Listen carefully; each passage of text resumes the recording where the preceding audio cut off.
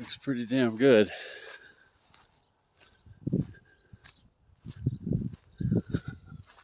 Looks really damn good. Backside of it looks great too. Since I blacked out all the wood, I was hoping it would get a look like this, and that looks pretty clean. So, yeah, that ain't ugly. Wash it down with some of it's got some dirt on it. Wash it down now that's up, but anyhow.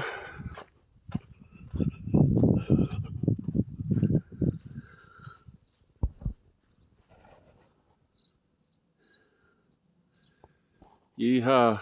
Need more staples, gotta go to town. And have to get the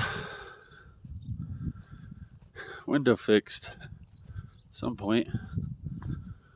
But for right now, got a bunch of Visqueen and put in the back of the truck and just knocked it all out. So it is a country truck now until we get the window.